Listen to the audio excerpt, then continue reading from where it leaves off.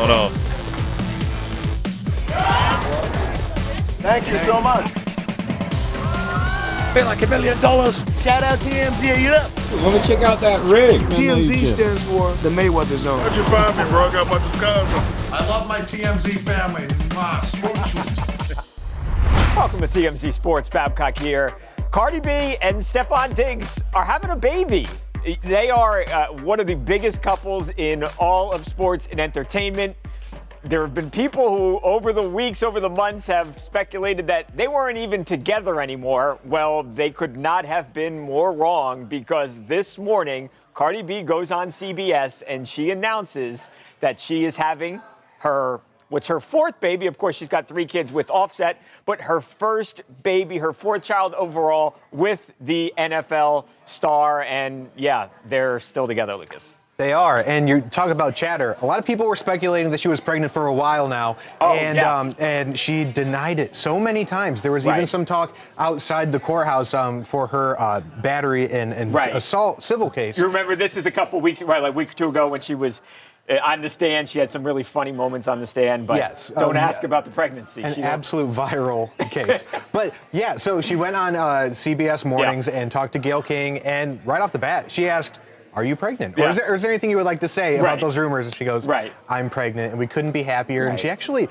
weighed in a little bit on her relationship with Stefon, which is something that we haven't gotten in the past before. She says they haven't talked, at all about it. Not really. I mean, digs here and there, very small, minor things. You've seen them working out together, or she's posted videos of him working out and saying, "That's my man," and the trip that they did overseas at that castle that they rented out. But that was really romantic, obviously. Other than that, they haven't really talked about the dynamics of their relationship. And she said, "He's someone who really makes me feel safe." A couple weeks ago, I was trying to prepare for this rollout. This album is such a big deal. It's going to be the first time that she's releasing a lot of new music at once. And he really calmed me down. He said, "You got this." And she said, "We're both at the top of our crafts. We're both very good at what we do, and we really match in that sense." But after this album comes out, she's going to have a busy schedule, and she says, by the time she goes on tour, this baby's going to be in the world, and probably during the NFL season, Stefon Diggs is going to have that baby bump. Everyone talks about those big games that new fathers have, and so make sure you have them on your fantasy. We're thinking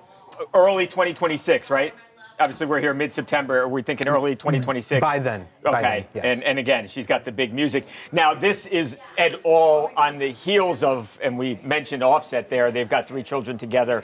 They are still technically married, and they're estranged, and that divorce has gotten ugly.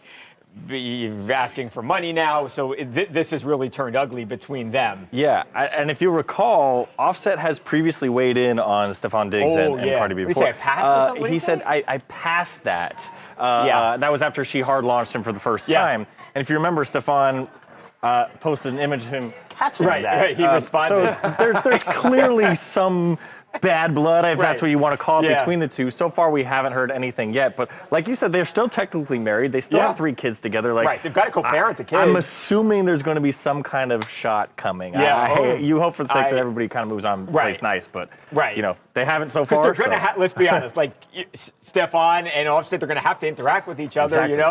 They're both going to have children with Cardi. So we hope that goes okay. Mojo, this is, I know he's a Terp, so I know you like him. Just because he's your guy, you guys went to the same school. Taylor Swift for the NFL, it's been so good to have her at the games.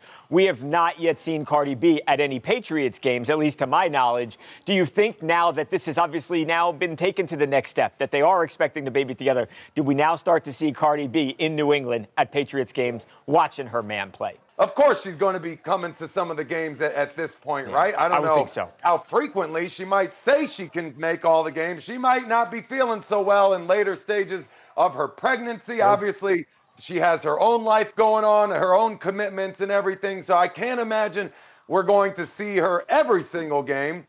But maybe we will. I mean, obviously, this is a person that's an expert in time management. That's going to be great for the NFL as well.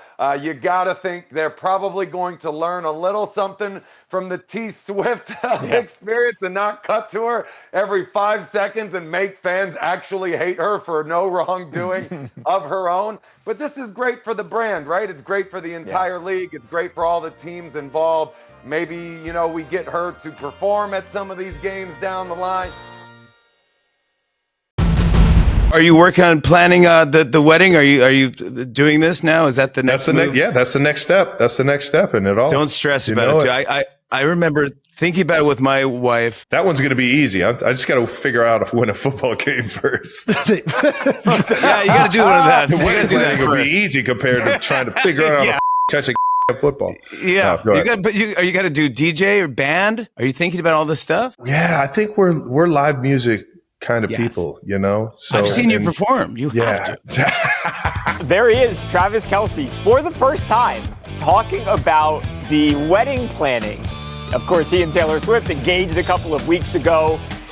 We used to do something on the show.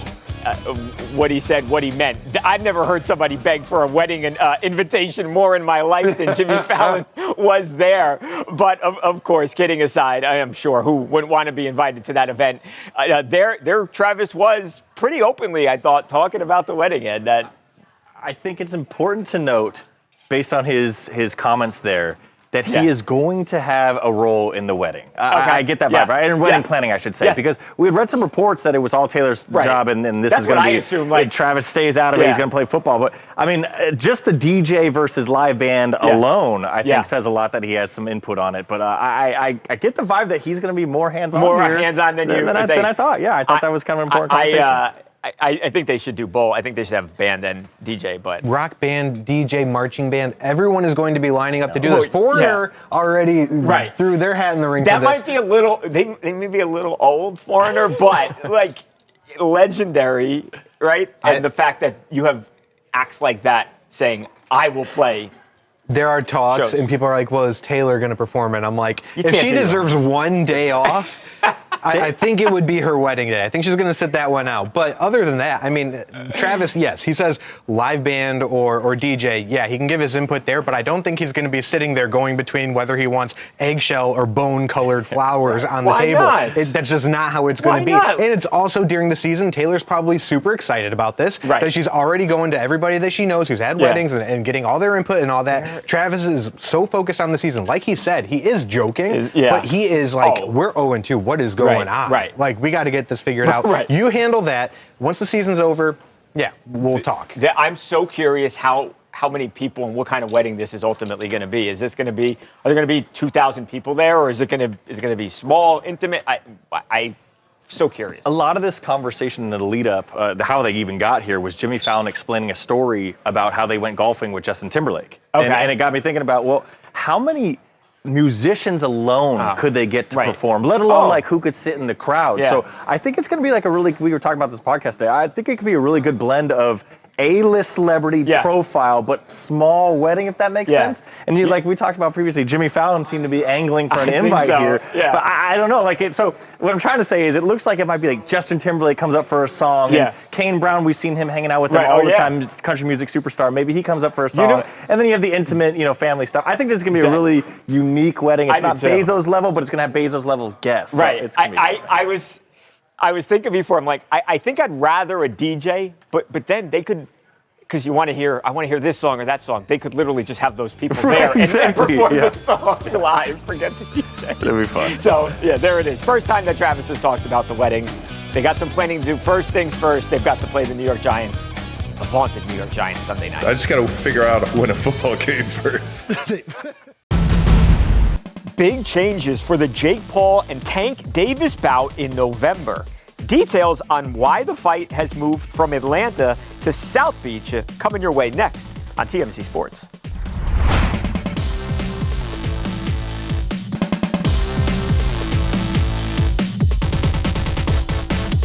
Welcome back to TMZ Sports. Jake Paul and Gervonta Tank Davis.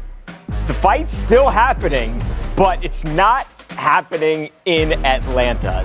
this was a controversy earlier today. There was some real doubt for hours as to whether or not this fight would even happen anymore.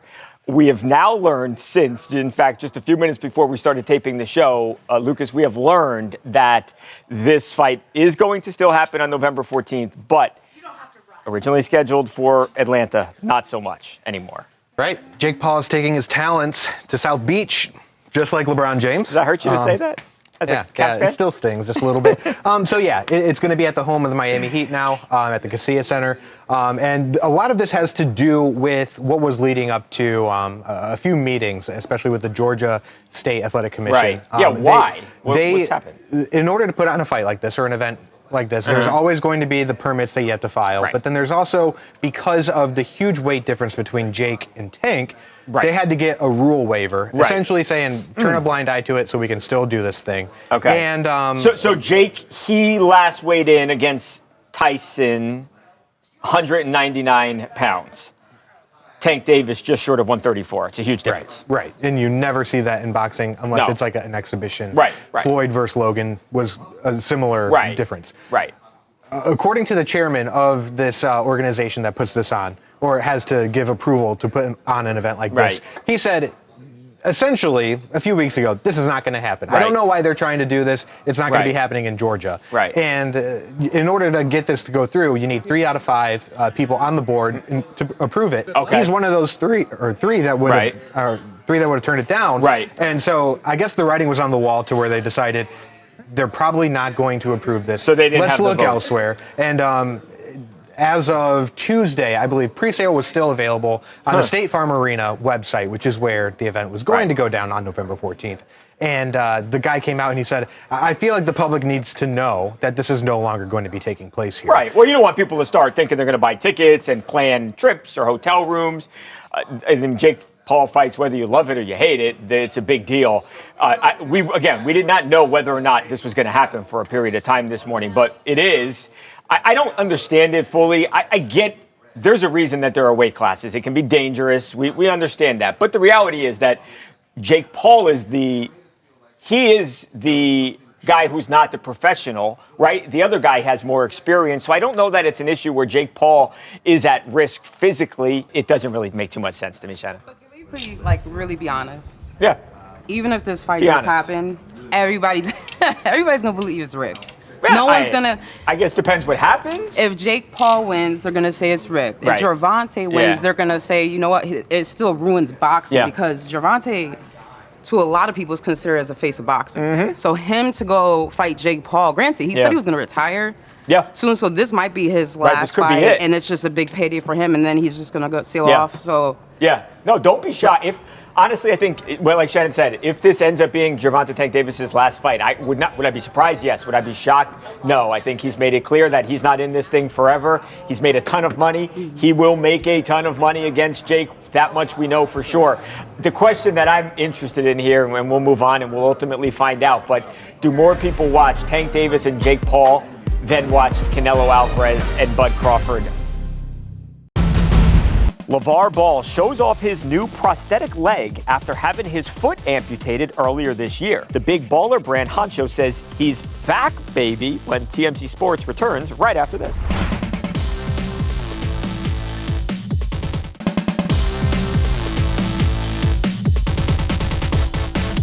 Welcome back to TMZ Sports. Lavar Ball. We broke the story a couple of months ago that Lavar was very sick and actually had to have part of his leg amputated. Well, good news, Lavar Ball has got himself a brand new prosthetic leg, and, well, he showed it off like only the big baller could. So jello and mellow. Big baller's back, baby. Yes, indeed. Hey, Hanger, I'm going to tell y'all again, Hanger is the best place to get prosthetics. Trust me when I tell you. I came in there rolling, and with the staff and the people they got, I came out strolling. I'm back, baby. Hanger, I love y'all to death, and the staff you guys got, keep doing your thing. But Big Baller's back to strolling. There he goes, Mojo. The one thing you say about Lavar, the guy just crazy positive attitude. I know this was a lot for him, like it would be for anybody else. I talked to him for a long time about this on the phone, and he went through it. He was worried about his life for a period of time. Obviously feeling a lot better, Mojo. No leg, no problem, Babcock. This is how you stay hyped right here. I love every bit of this. I mean, you know how easy it would be to get down on yourself. Yes. You literally lost a leg. To some people, that could be the end of your life. You know, you might not recover from that emotionally. For Lavar Ball, he's good, man. He's totally fine here. It is not interrupting his daily life whatsoever. And I think that's admirable. I think there's a lot of people out there that need to see this. Lavar Ball is focused on the positives of life. He's 57. He's about to be 58, whatever. He's not playing ball anymore. He's rich. His kids are rich. Everyone's happy. Everyone's healthy. What more do you have to be down about? You're good. All right. He's back on his feet. Literally or not literally, however you want to say it. And he's good to go. He's out there promoting and plugging his partners. He's saying thank you to those that helped him when he was in a time of need. And I think this is great. I mean, whether you necessarily like the guy or not, whether you hated Big Baller Brand or not, like it doesn't matter. You have to admire what you're seeing right now. I mean, I've never met this guy personally, but this right here is all I need to see to like. Yeah, Mojo, I understand that he's a polarizing guy, and I get that. And when the family came on the scene and they burst onto the scene, a lot of people, they were turned off by Lavar. They thought he was too involved in the kids' lives. Obviously, now you've got two kids who have really nice NBA careers. One is a star. Lonzo's had some injury issues. And obviously you've got another kid who had the biggest rap song in the world. So the Ball family doing well. I remember talking, before we move on here, I remember talking to Lavar on the phone, and he told me the story that he kept going to the doctor and that the foot was just not getting better, and they were giving him medicine and they couldn't get an infection under control. And he said, okay, I'm going to go home. Maybe I'll come back next week and you guys can do whatever surgical procedure you need to do. And they said, like, Lavar, you could potentially die, and this needs to be done right now. So it just goes to show how serious this was. Lavar Ball was really in a bad way just a matter of months ago, and to see him like that now with, full of energy, full of life, it's great to see, and obviously we wish Lavar Ball all the best.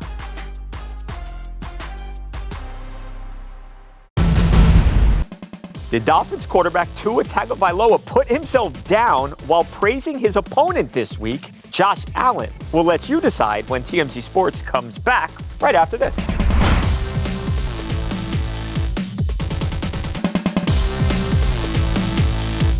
What do you think of Josh Allen's skill set? Dude, he's top tier. If it's not with his arm, it's with his legs. That dude can do literally anything he wants. So definitely different skill set for me. I can't do half of what he does when it comes to running the ball and any of that. And then with how he can just chuck a ball down the field, with how far and the arm strength that he has, he's supreme when it comes to that. So it's gonna be fun.